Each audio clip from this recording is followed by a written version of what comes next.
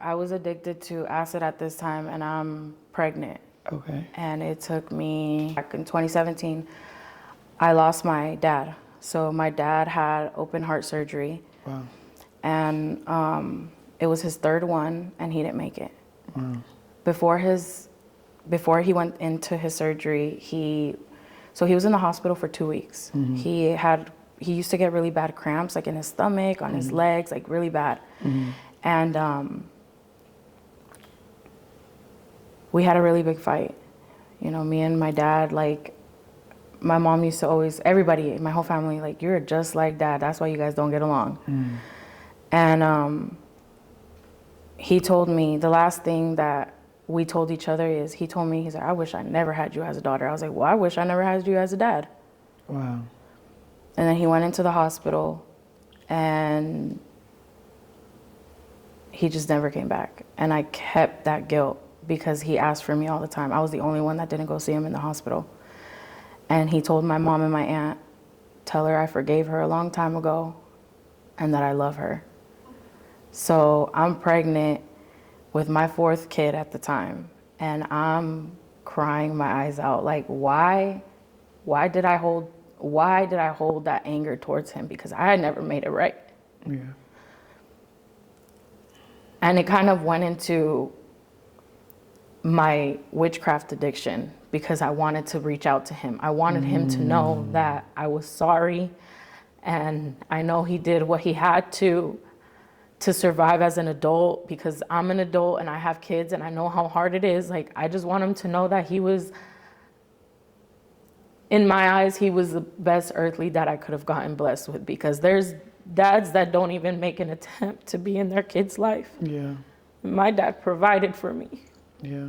Not just that, like, I was in a couple abusive relationships, and my dad was the first to be there for me. Yeah. From 2017 and on, I went through this spiritual journey. And it involved leaving one drug for another. And I think when I got addicted to acid was when it got real for me, the spiritual warfare that I was going through. How did you get to acid? Because that's usually a tolerance buildup. So I've always had a really big tolerance with all types of drugs. I could do drugs all day, different kinds, and not overdose. Yeah. I think I've gotten alcohol poisoning maybe twice in my life. Wow. And how much did you have to drink to get to that point? I would have to drink, like, you know, the 3 or 4, like 4 bottles, the big bottles of Hennessy. I would drink them to myself. Wow. And then I would get alcohol poisoning. Wow. Okay. So I've always had a really big tolerance. I wouldn't even, honestly, me now, the new Kassandra now, that wasn't a high tolerance. That was God. Yeah. God was there the whole time, because Yeah. there ain't no other explanation. There's not. Clinically not.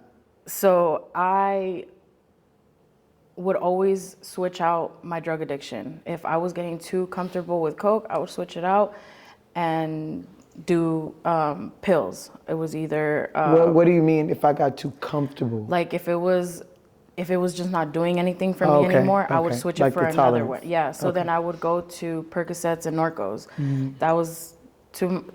That was getting too comfortable, I would go to Xanax. That was getting too comfortable, I would go back to weed. That was getting too comfortable, I would just stick to alcohol. That was getting too comfortable, I would go to meth. And it got to the point where I had friends that were doing acid, and I didn't even know what I've heard of it, but I was like, I would never, because I heard you can go on a trip and never come back. So that scared me, and I remember hanging out with some of my friends, and they used to have the liquid form of it, and they would put it on candy and eat it. What is acid? Honestly, I know I've seen it, the after effects, but what is it? All I know from it is psychedelic, like. So is it a plant? Is it No, some people have it in, like, it's already, I've seen tabs of it, like little pieces of paper, you just put it in your mouth and. So it's like a chemical that is on something. Yeah. Oh, So okay. my friend that I had would put it on candy, a couple drops on candy. Like any type of Yeah, sucker. like it was like the Smarties. Okay. So she would put them on that and she would eat it. Wow. And I know her sister was doing it, but her sister never got high off of it. Like it was weird. So I was like, I want some candy. I thought it was candy. Like Wow. let me have some Like, candy. let me We're all get some of those drinking. Smarties. So then she's like, oh, here you go. And I open my mouth and she throws it in and her sister's like, you're messed up. And they start laughing. You're messed up. Why did you do that? And I was like, what? They were like, you just took acid. I start freaking out. I said, I've never taken acid. Oh my gosh. And I'm just like freaking out. She's like, yo, calm down. Like, it's going to take a while for it to kick in. And I was like, well, what is it like? What am I going to feel? As soon as I felt it, it was an instant, I'm hooked on it. What did you experience? I saw things. Saw things like what? Moving. Like, I know, like, if I was staring at you, I remember staring at people and their heads would just grow. Wow.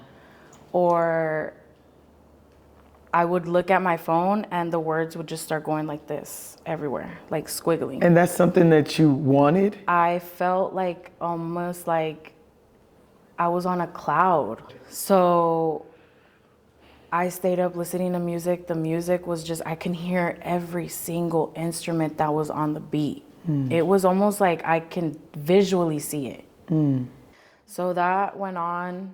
I ended up meeting another guy and I got pregnant after 5 months of us seeing each other. And he didn't want to be with me because he later found out that I was addicted to acid. He's like, I don't want no So parts do of these it. men find you in a place of I'm doing drugs, and then once they with you, they're like, Yeah. I don't want to be with you. But this is how you found me. That's what I used to tell them all the time. Like you knew, I used to tell them, you knew what the job was like when you signed up for it. The job. Don't that. She said the job. That means that you felt like you were work. Yeah. So you looked at yourself, hey, this is work. And I used to say that, and I used to say, you wanted a girl, you got it. Wow. And they were just kind of like, nah, I didn't meet you like that. Like, I was addicted to acid at this time, and I'm pregnant. Okay. And it took me 3 months to get off of it. Okay. How do you get off? Same withdrawals? I smoked a lot of weed. Okay. So you I took another. substituted, like I always did, substituted one for another. And I thought weed was natural. I thought weed is not a gateway drug. It's okay if you smoke a little bit of weed. No, that's how it started with me, was a little bit of weed. Can you tell them that one more time? Weed is a drug. It's not natural. It's not okay. It's not okay, because that's how it starts. It starts with a little bit of weed, and then you're hooked on acid, meth, cocaine. It's not okay. What about for the people that say, I smoke weed because it helps me to sleep at night, or it makes me want to eat? Take some melatonin, read the Bible, say a prayer.